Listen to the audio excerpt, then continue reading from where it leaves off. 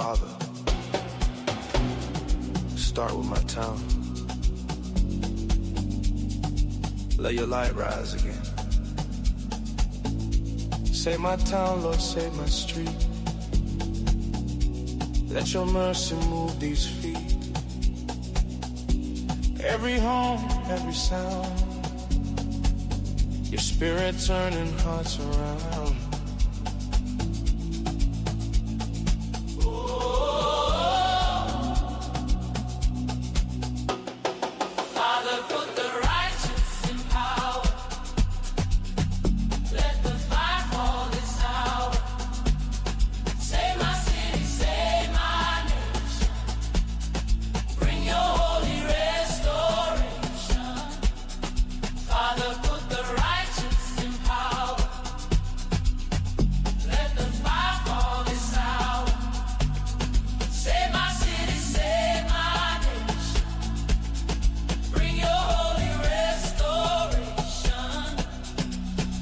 Save my region, heal our pain, wash this land with holy rain. Break the towers built on greed, raise up hearts the people need. When the righteous rule, the people rejoice. But when the corrupt lead, the people groan. Father, we choose rejoicing. Oh, Father, put the righteous in power. Let your light fall this town. From the valley to the top, we declare your reign of power. Father, put the righteous in power. Let your light fall this town. From the valley to the top, please declare your reign of power.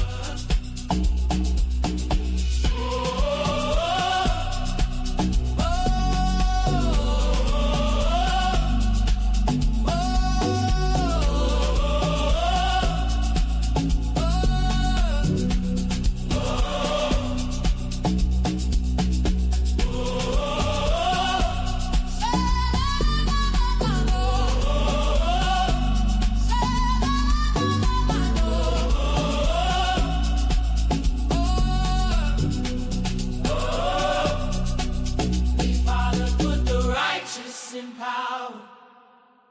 Let your glory flood this hour. From the valley to the tower, we declare your reign of power.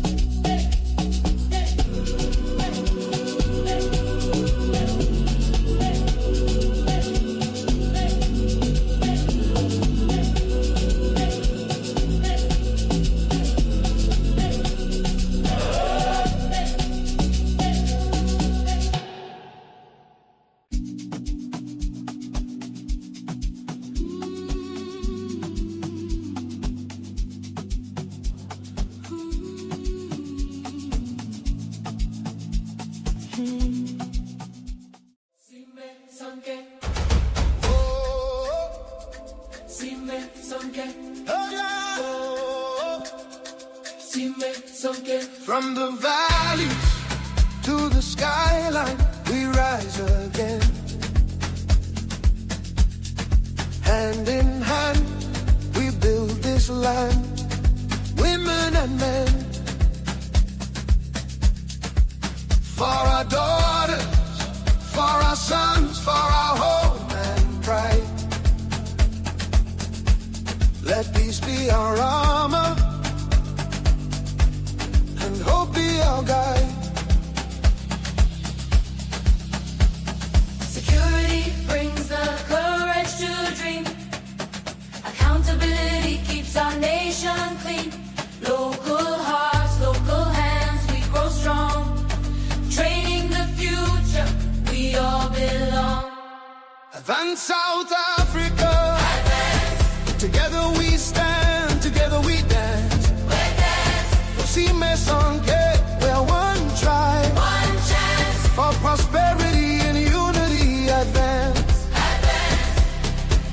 Advance South Africa, advance.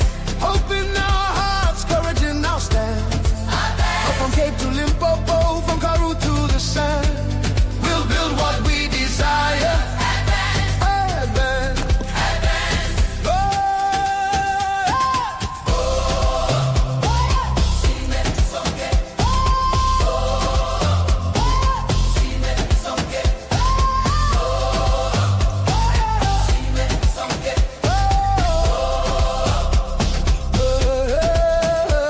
Every mother safe, every sister free, every daughter's dream protected by we. When our homes are strong, investors come near. A nation in harmony, there's nothing to fear. We are the Salt of this land, SALT. we are the Salt of this land, SALT. security, Salt of this land, accountability, salt of this land, locality, salt of this land. training. We rise together, every color, every creed, for a nation that gives, not a nation of need. Advance South Africa, see me sonke, it's our dance. For prosperity and unity, our chance. For prosperity and unity, our chance. Advance South Africa, See me sonke, it's our dance. For prosperity and unity, our chance. For prosperity and unity, our chance. Oh.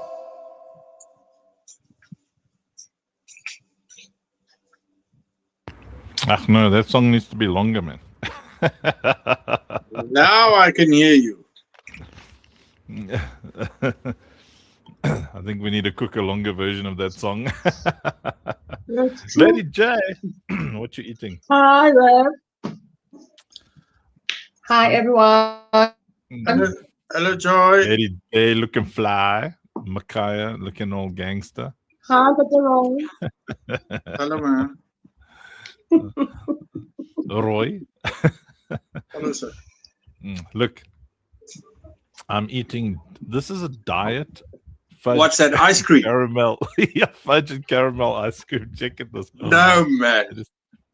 It's my diet fudge and caramel ice cream. Yeah. En wat se Afrikaans dieet? Die wat ek sien eet ek. Exactly. Good, Lady J. How's your Monday been so far?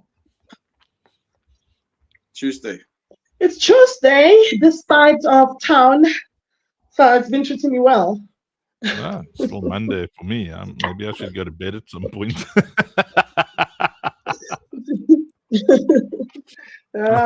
It's Tuesday. Has it been a good Tuesday? It has been a bit hectic, but it has been a good one. I love it when I get too busy, and by the time I lift my head, it's lunchtime, and we are ready for our radio show. Yay! And did you get to stick any needles into any bums today, Nurse Joy? all the time. Oh, that's what I wake up to do. So you see a lot of bums all day. Yeah, now she comes on the show. She comes on the show and there's some more here. Yeah.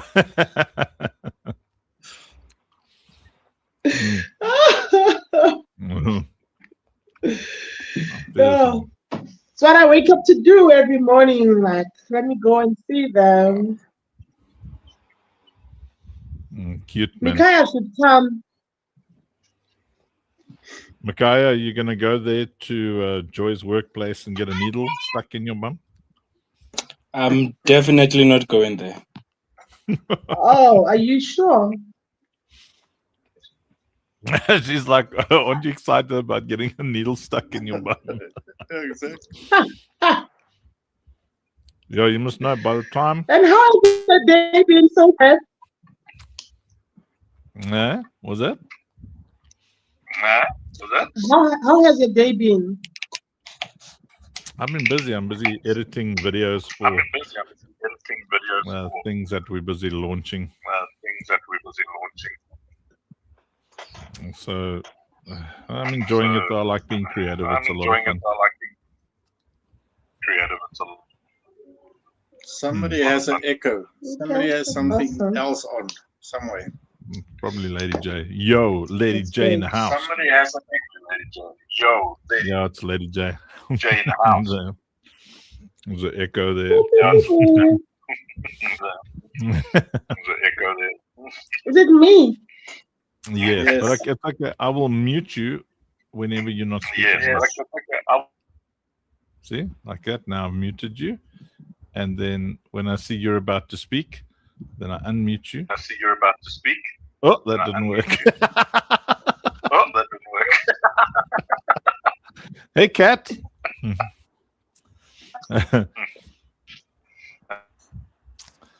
All right. Yeah. So, Lady J, you'll have to like mute and unmute yourself whenever you speak because it's obviously picking up your speakers. So let's start girls first today. What is the Southern African Advance, Lady J?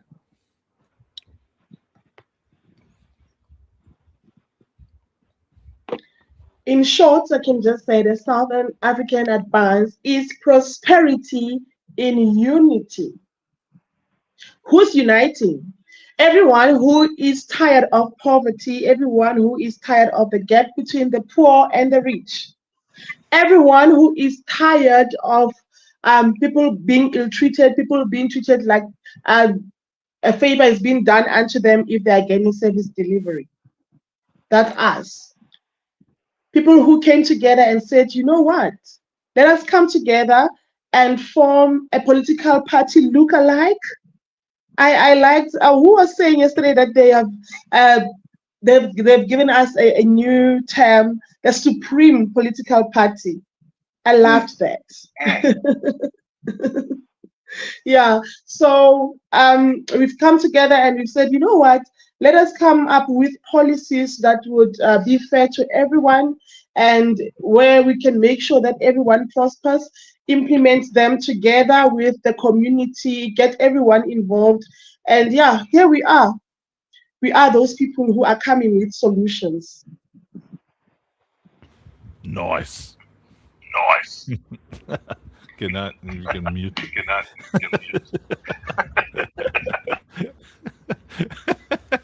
Feels so rude asking someone to mute. It's just because of the echo, Lady J. We like it when you talk. Micaiah, what is the Southern African Advance? Right. Hi. Anyways, the Southern African Advance. Now, for me, that's the hope carrier and the hope bringer that actually delivers on what it promises people. Rather, no, it doesn't make promises. It brings solutions. It's a party that has people who wanted nothing to do with politics, but they realized that it's either them or no one, because those who are saying they don't want to be in politics, here's the solution, but they don't want to be involved.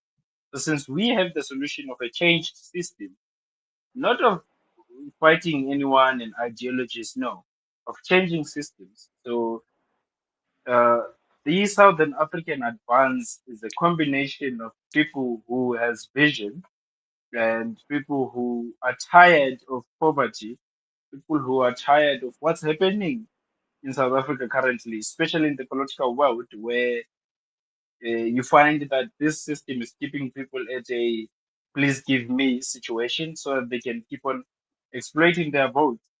And the Southern African Advance is a movement that wants people to have prosperity, doing so in unity. That brings male, female, young, old, black, white, colored, doesn't choose. As long as you are tired of poverty, as long as you are tired of hunger, as long as you are tired of being told that the next voting year might be better. Yes. Legendary. Legendary. Mm. Roy, what is the Southern African Advance?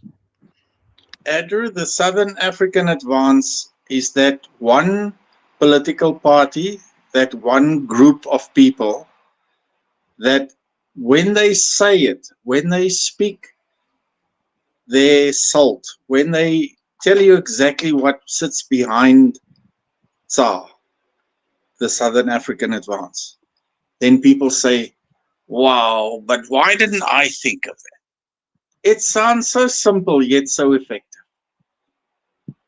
It's that we all get to that stage where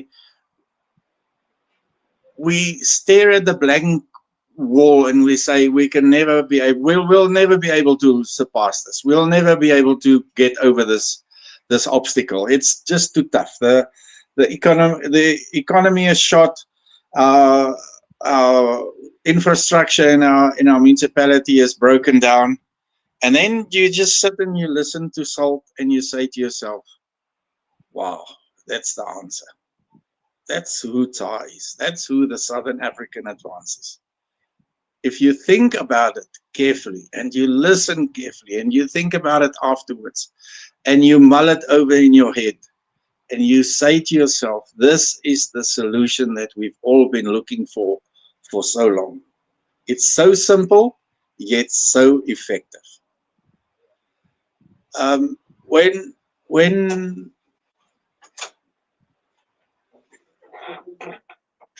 just a second, I need to go, please. Sorry, I apologize. No problem, no problem. Just mute him over there. Okay, so let me ask Andrew. Andrew, what is the Southern African Advance? For me. Yeah.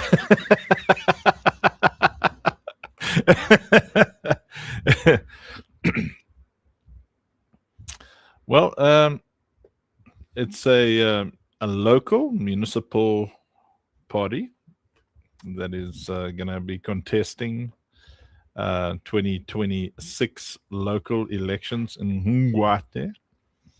And it's made up of ministers, NGO leaders, just about anybody who's been working on the ground for like thousands of years. I feel like I've been in on the ground like since the dawn of time. And we've seen the practical solutions that are needed to make a municipality prosper. And those are four basic principles, which is why we have the SALT framework.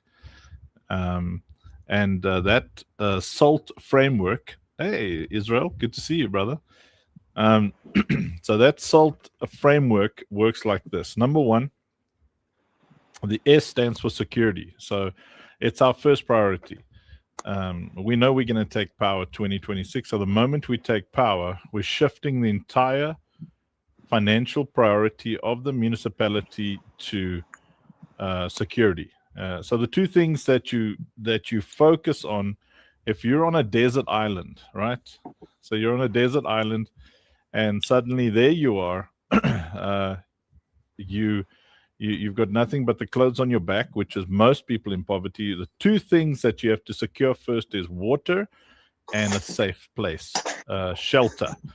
And funnily enough, those are just not priorities anywhere really in South Africa. So the reason water and shelter are so important is because if you cannot keep something safe, obviously you need water to survive. And then if you can't keep yourself safe and you can't keep your kids safe, your women and children safe, how are you supposed to keep investments safe? How are investors supposed to feel safe? How are tourists supposed to feel safe? So our hyper priority, the first priority, is to take a lion's share of the municipal budget above potholes, above whatever other thing people think is important, and secure everything from the townships through to the farms, the commercial properties, the residential properties. Fund local community security organizations, get things set up, get cameras set up, add additional funding to whatever the police have locally, get reservist programs running, and make the place secure. We want to be known as the safest place in South Africa. It must be like the thing, the meme, the thing that's on all of the WhatsApps, on all of Facebook. Yeah, Lady J likes it. Yeah. It must be like, we must be famous worldwide. Ngwathe is the safest place in South Africa. That's the first goal. And so we'll work with role players, any of our ward councillors. Their utter and total first focus is 0 crime. Our little saying is, if a 3-year-old cannot walk alone to the park at 3 o'clock in the morning, then we have failed. So that's priority one, safe, because then you're going to attract tourists and investors to that region. And if we can't take care of our kids, if a 3-year-old is not safe, how do we think we're going to take care of somebody's money? So that's number one. The S for security is everything has to be secure, top to bottom. You must be able to start a business in Tumahole and forget to lock your door at night.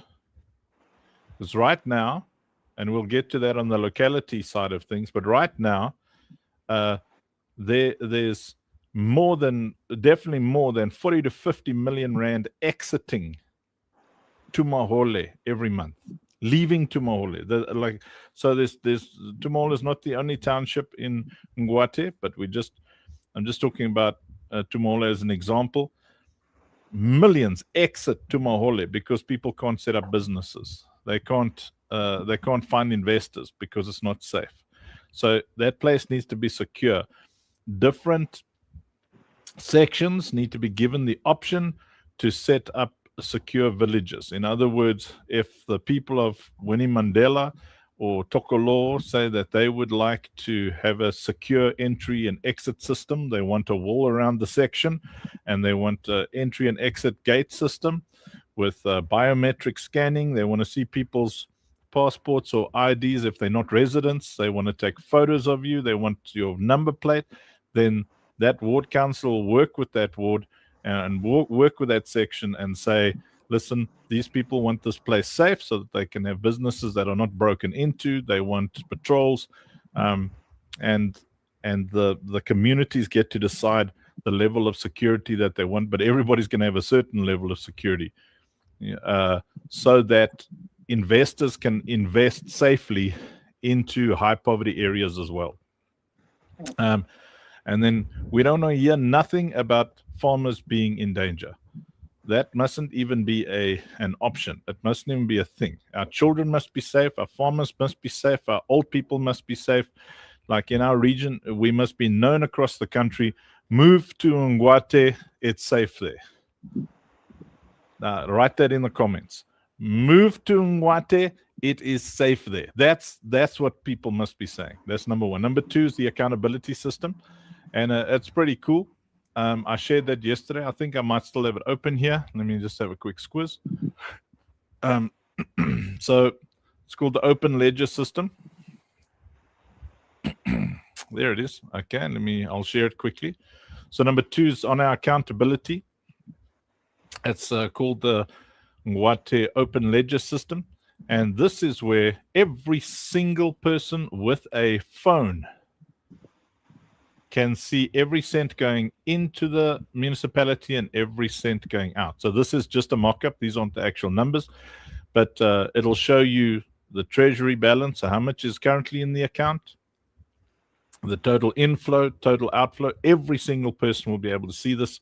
They'll be able to see how much we're spending on safety, the training fund, which you'll hear about in a moment, the local economy, legacy reserve, and they will see money as it gets paid out and money as it comes in. You won't be able to steal 1 cent without everybody seeing. And this is a blockchain-based system. So a central ledger system like we've got now allows people to steal a lot because they can fudge numbers. So it doesn't matter which political party takes power, they're still going to be able to steal money on the current system because it's a central ledger system. It's easy to fudge it, right? So on our system, it's a decentralized ledger, which is what blockchain is for. And that means that ledger is on everybody's phone, everybody's PC. If you've got the app, it's on your PC. If you've got the app, it's on your phone. And everybody will see every change that occurs in that ledger. Excuse me, the ice cream is giving me a frog in my throat here, but it's worth it. So over here in this little mock-up, you'll see this. You can see what's going on. You can click report spending anomaly. You see, and then it just gets audited the whole time, and this report gets printed in the Gazette every single week for the whole public to see, like what is in the account at the end of the week, what was spent on what, and who got paid for what, and that brings me to locality. See, so the SALT framework, S is for security, A is for accountability. That's what this system is, the Ngwathe Open Ledger System. And then the next one is locality, and what we are locking down in locality is a minimum of 80% of the municipal spend must be local. And if we bring suppliers from outside of Ngwathe, it's purely to train the people inside Ngwathe. So there'll be no more money, all the money going to Bloemfontein or Polokwane or wherever all the corrupt buddies and friends and things are. No more of that. You'll see over here that the people are local, because then we can know that guy lives over there and he got paid money to fix a pothole. And now he's under pressure. He's got to fix it because everybody in his street knows that he just got 450,000 Rand to fix a bunch of potholes, or patrol drone maintenance or whatever it is. That youth internship stipends. They know these kids are getting paid X, on the training thing. They know that somebody got paid solar street lighting repair in Fredderfort, and they know what company is doing it or what individual is doing it. And so the people in Fredderfort know that when they click on this thing, there's a little thingy that shows you which light was supposed to be fixed. And now you can see, okay, that light's not being fixed.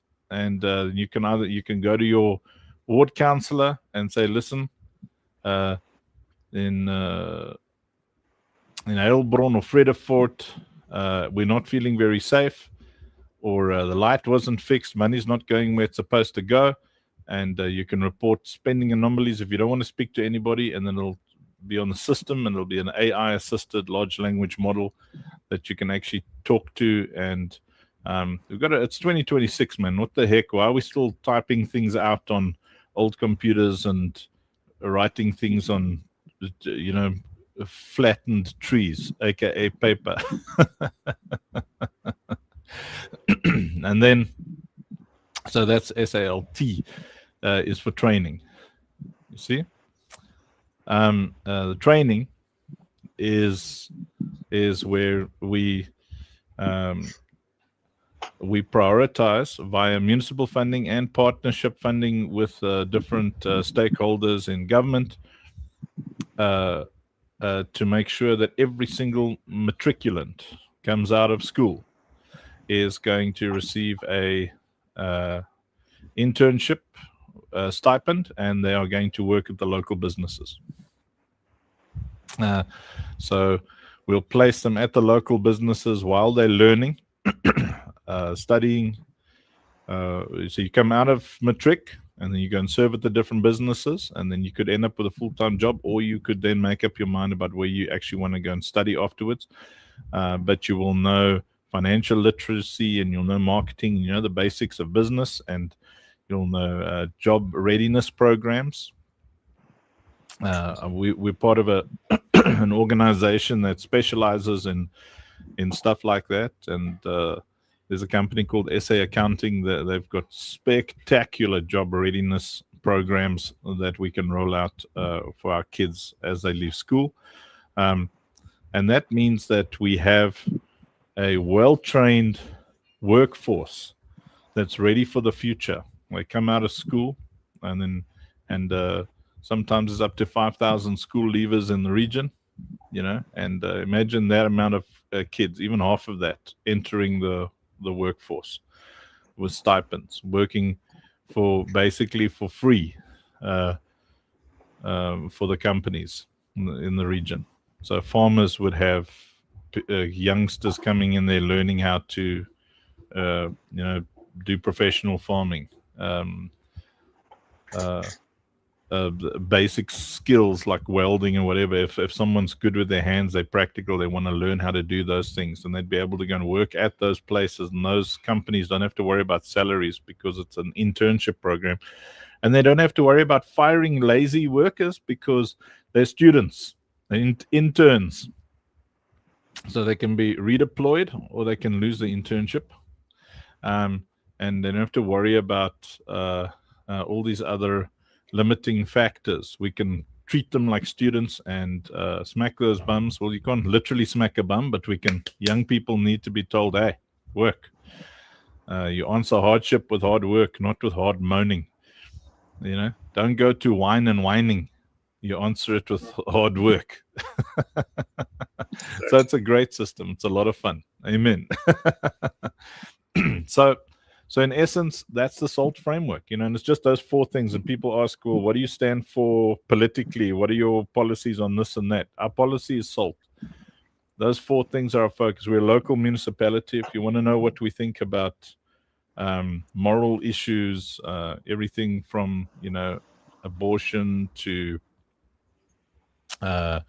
illegal aliens and stuff like that, that's national issues. We're not going to get into debates and fight with people about personal belief systems. What we focus on is that this is a municipal thing. It's four things we focus on. When we take power, it's those four things. If people want to know, what are you going to do for us? Those four things. What's in it for me? Those four things. You want bribery? Move to a different region. We're not interested. We're not going to bribe you. We'll report you. Our system will catch you stealing 2 cents. The only reason people won't vote for the South African Advance, there's 2 reasons. Number 1, they don't understand it. And number 2, they're corrupt as hell. Because this thing will solve just about every problem we got in the region. It'll wipe out crime completely. It'll wipe out stealing. It'll wipe out redeployment of resources. Money just needs to go where it's supposed to go. The IDP is perfect. So before you get into power, there's something called the integrated development plan that it's like very good. The IDPs that get provided are done by high-end professionals for all the municipalities, and it shows everything that needs to be done. It gives budget for all the things that need to be done, and you just make sure the money goes there. I mean, how simple can it be to just get the stuff done and not send the money? But because there's more than $1 billion in our little municipal budget, in this regional thing, there's more than R1 billion. It's easy to steal 10,000 here, 20,000 there, give a couple of million rand contract to friends, family, that kind of thing. And so that's what's been happening for the past 20, 30, 40 years. I mean, it happens under any regime, black, white, green, pink. If people can steal, they steal. So you create a trustless system like this, where you don't have to trust anybody. It's automated. It's got an AI watchdog that picks up um, anomalies faster than any human can, and automatically reports to things to financial services, policing institutions. So we don't have to worry. You know, it's like no whistleblower. The system did it. You don't have to worry about blowing whistles because the system will do that for you. Because a lot of the reason people don't blow whistles is because they fear the consequences. So there's now who you gonna threaten and intimidate? The AI. It'll just laugh at you. Say, lol, bro. I just recorded your threats and I've sent that through along with your corruption. Exactly. Yeah. All right. So that was me on the soapbox again. So let's jump to Micaiah. Micaiah, what do you think the impact of okay, yeah, let's take it from this angle. In terms of people moving here to live here, people with money coming to invest, tourists coming here every weekend and every holiday. What do you think having tens of thousands of tourists coming here every weekend and every holiday, the financial impact of that would be on the personal lives of people in, let's say, Tokoloho?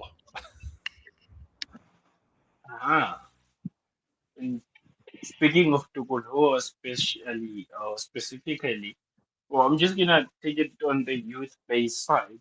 You know, if we were to have tens of thousands of people to come into Timbahole or Tukulu, as these people are visiting for weekends and they want to see how the people live here. First of all, what that does is it creates jobs. Secondly, what it does, it opens the world out here to see what is happening within Tukulu. You know, because we have streamers, we have people are always on their gadgets, people are always on their phones. And if it creates employment, you know, if it creates jobs, it creates employment. If it creates employment, then more money comes in. If more money comes in, IDP, or yes, is it an IDP? I think so. No, it's the gross income. The gross income goes up. And if the gross income goes up, that means roads are fixed to perfection, lights are able to be, actually the government can now maintain those things, you know. And if also there are jobs, that means the youth won't be on the street. And if the youth are not on the street, drug use goes down. And if drug use goes down, less of our youth's future is wasted. Because currently, I don't wanna lie, you go right there, especially Tukuluwa that you mentioned, you will find them on the corners. Others are standing, but they are asleep. It's because they smoke something. And most of them, you ask them, why do you smoke? They tell you, what was I supposed to do? Oh, I mean, that reflects on their personal behavior, but the situation allows them to be depressed to a point where they smoke themselves to death. You know, you leave school and there's nowhere to go. Your parents are telling you, you have to get out of my house and find a job, get out of my house and do that. You know, because these people are in a situation where when they are at home after finishing school, when they want to touch porridge in the morning, they're told, hey, that porridge is for the kids who are going to school. What are you going to do as youth and you have nothing in that position? You go out, and then out there you find your fellow youth who don't have jobs as well. You start smoking. The crime rate on its own will go down because 80% of the reasons why there is crime is because people don't have what they need. Therefore, they go out and they bring their own means of finding what they need. And that is usually crime. And if in Tukuluho, if our tourist attraction goes up, if um, if more people come in, that means they bring their money in, they bring their expertise in, you know. And now this speaking from a personal life experience, when you meet a lot of people who are from outside, who have a different view, who have a different perspective of the place you are in, you are able to learn what they think. And sometimes you find that what they have is a good idea to run with. You get impartation from those people. I think it's impartation with proximity, something like that. You learn from it. Now, when you learn from them, those are new skills as well. For example, if let's take our pastor Andrew, you see that guy with the glasses on and this big thing. If he was an outsider visiting, and he comes in and I have my own B&B, whatever way he's going to sleep. If we are having chat and tells you, oh, I deal with AI and the rest, you're able to learn from those persons. You get a different life perspective, And I just think in general, having more people who are bringing their money into Tumaole is going to be more of a benefit than a disadvantage because I think personally, more people coming in is either one of the two. Either it's going to be unsafe or it's going to be prosperous. But because we focus on safety, the option of unsafe goes out. Then that means we're left with the option of prosperity.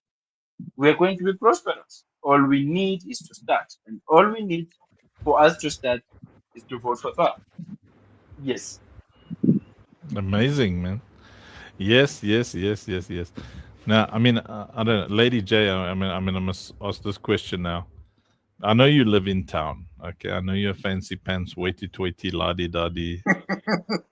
You live in Paris, but I mean, you know enough about township life, right?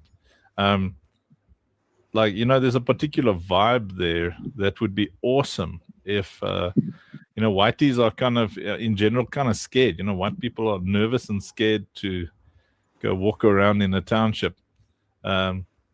Imagine the economic impact on Tumahole if it was safe enough, or at least the perception of safety was at such a level where we have swarms of tourists, whiteys, wanting to go and stay in Tumahole at bed and breakfasts and Airbnbs and even go and like stay in a shack or two, as a cultural experience. Although I don't like the fact that people live in shacks being cultural, but it's become a culture. People have figured out how to live and still be happy, And what do you think the impact financially on Tumahole would be?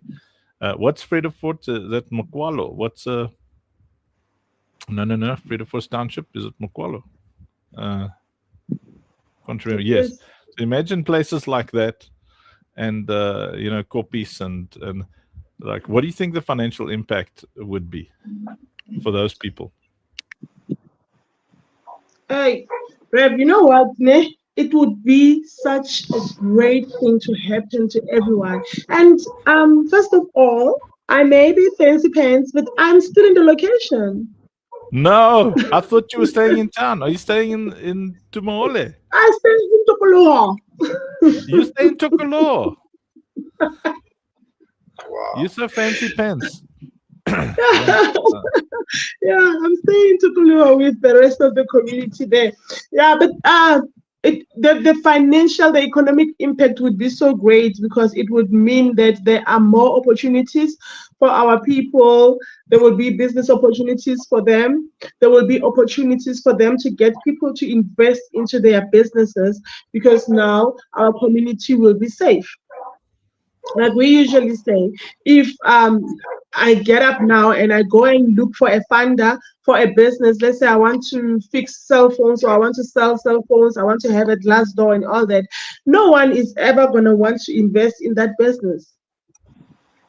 let alone wanting to invest even in a business with a normal building. You know why? Because there's not a lot of people would not even want to buy. They won't. Yeah, because for some people to go to town, it's such an achievement. Some people just go visit town. There's this ant that's flying around here. I'm scared it will sting.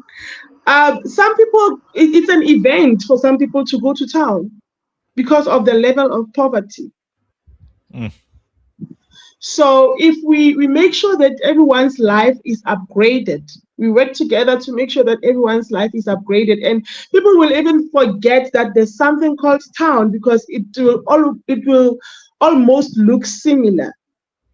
The gap will Yeah, for not be that sure. big anymore, you know. So Absolutely. yeah, I would really like to see people plugging in and join TSA, and let's vote ourselves into power and bring about these changes that we want to see. We've been complaining since 1994, but the time to complain has ended. It's time now to stand up and implement and put ourselves into power so that we can make sure that we all prosper and we leave not a single soul behind. Yeah, 25,000 votes and we're there. Exactly. Yeah. Exactly. I like the idea of um,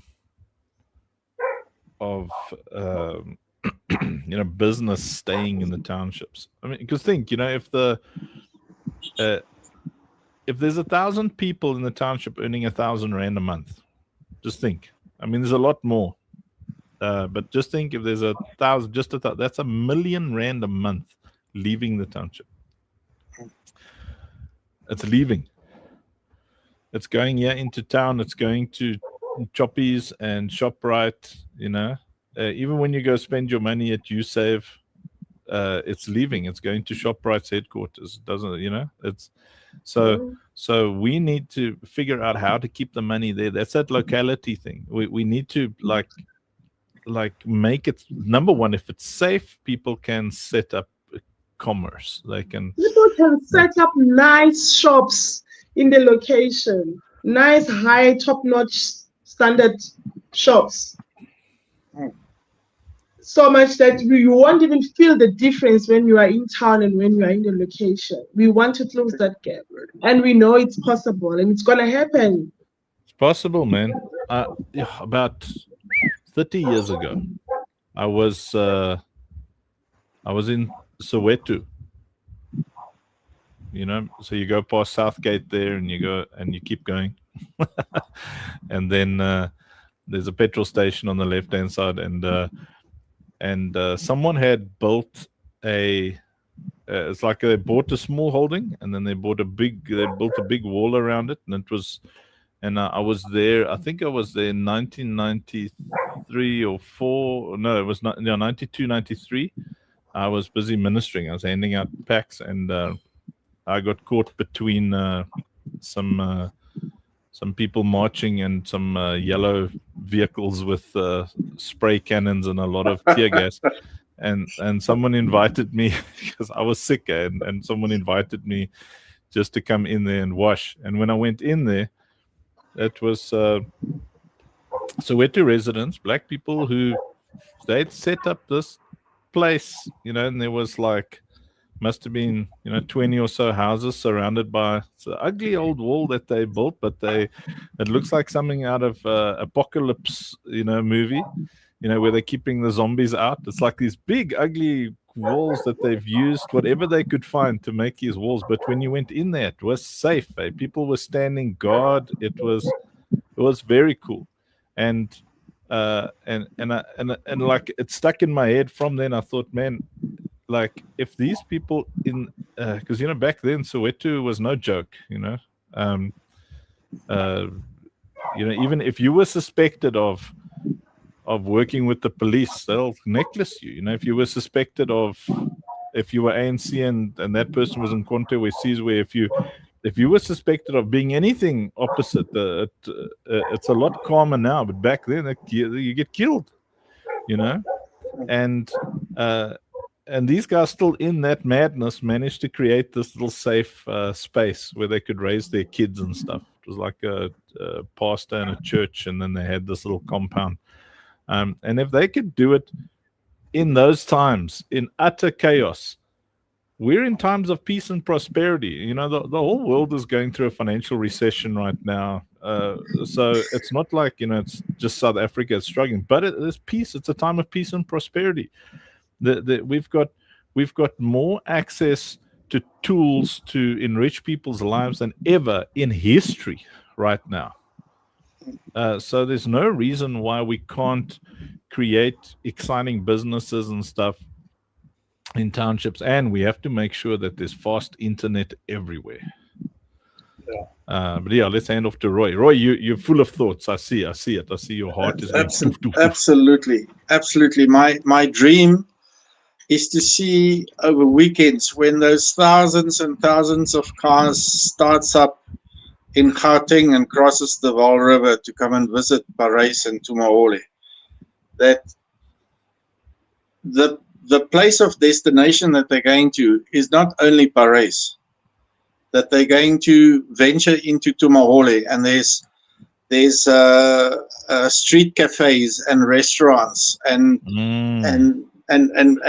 people have studios where they display their art and their home crafts in, and people will park their cars and it's safe there and they can safely walk along the street, and it would be so different from Parys, but it is just there, and there's going to be a complete different vibe in this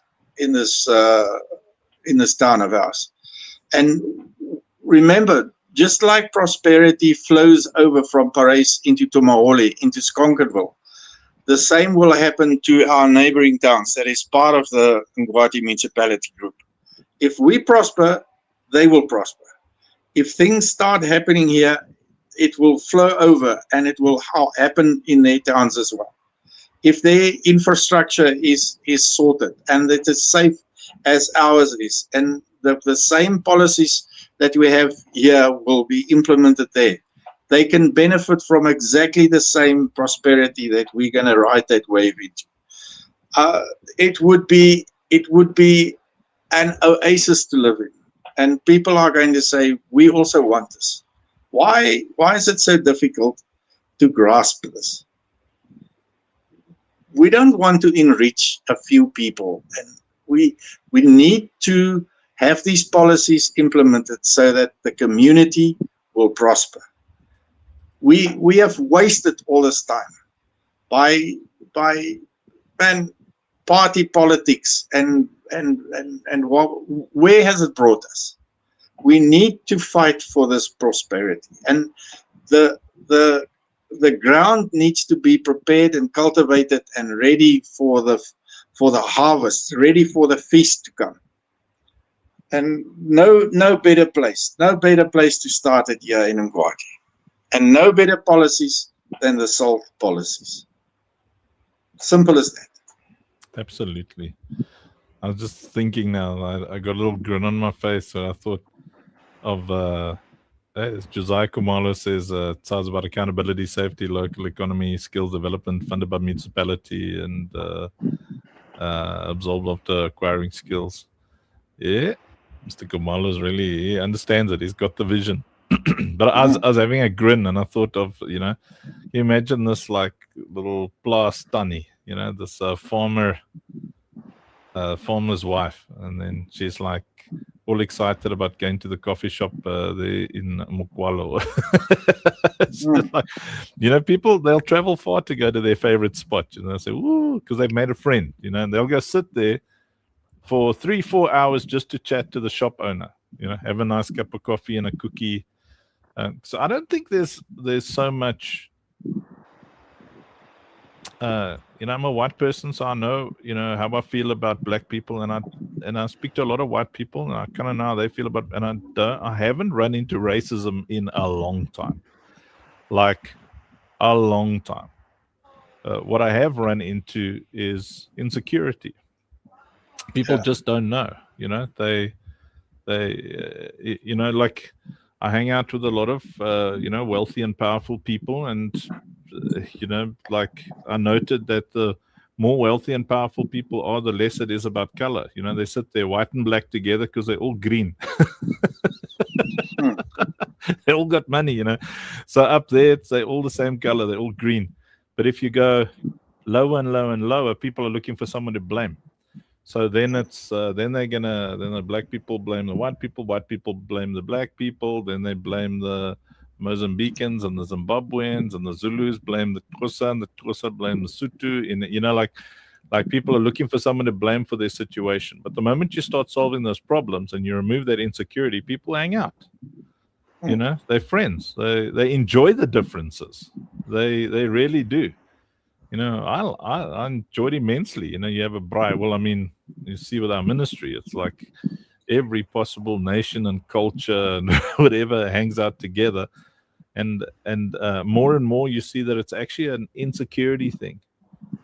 Where if someone understands the culture or they feel safe somewhere, they're going to go there often because it's different and cool and fun. I'm telling you, my dad likes loud music. So he loves loud music. I'm telling you, if there's an entertaining place there, during apartheid in the 80s, my dad and his friends used to, in Grahamstown, there was like a colored location, right? So those of you international viewers, the term colored in South Africa means mixed race. So there's like this colored location in Grahamstown. And back in those days, you had to be crazy to be going as a white person into a location. But my dad and his buddies, they went there because they liked the music. They went there to those shebeens and they chilled there. And then you just see colored, black, white people chilling over there. And the music is loud and they're all sitting there together. Then you hear, and then next thing, in that same thing, you hear, music there in the townships, So I think people have got a lot more in common than they think, but the fear factor has got a lot to do with the lack of safety. Because people think it's dangerous for white people. It's dangerous for everybody. They're not just white people. It's dangerous for everybody. And the moment it's safe for everybody, it's safe for every color. But anyway, we are 2 minutes to go. Thank you so much to Micaiah, Roy, Lady J for hanging out with us. Thank you to everybody who's been watching, everybody who commented. Yeah. Kat, thank you for commenting and hanging out. Israel, thank you so much for saying hi. Jerry, Rhinos, Mosasa. Masasa. AKA Micaiah on fire. Josiah Kumalo. Roy Uliate. Are you sure that's Elliot? Elliot, for heaven's sake. Every single one of my ancestors have just taken a turn over in their graves. Elliot. Dude, I was like, look at you. You're very African. I mean, hey, Lady J, thank you, sir. What does that say to you? It's the biggest compliment you could have given me.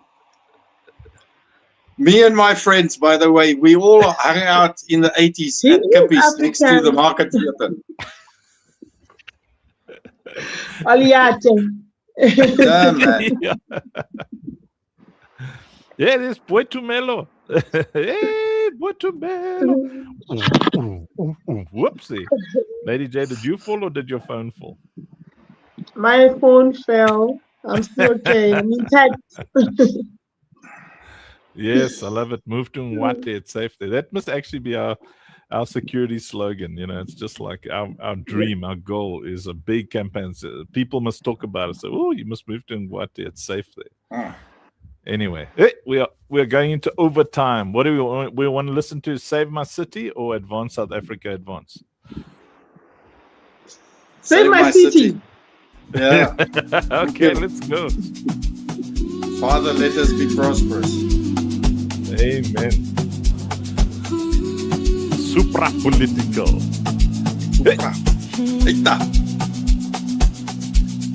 This is bangs on a big system, man.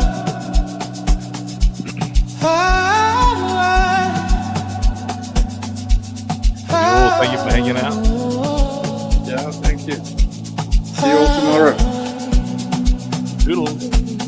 Father, start with my town. Let your light rise again. Save my town, Lord, save my street. Let your mercy move these feet. Every home, every sound, your spirit turning hearts around.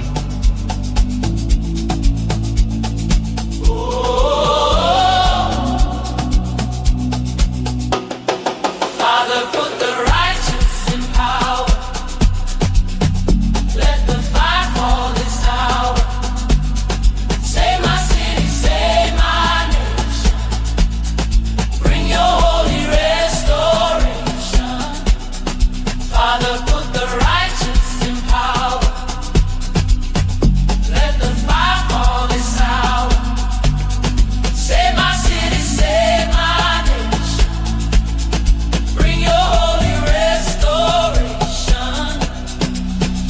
Save my region, heal our pain. Wash this land with holy rain. Break the towers built on greed. Raise up hearts the people need. When the righteous rule, the people rejoice. But when the corrupt lead, the people groan. Father, we choose rejoicing. Father, put the righteous in power. Let your light fall this hour. From the valley to the top, we declare your reign of power. Father, put the righteous in power. Let your light fall this hour. From the valley to the top, we declare your reign of power.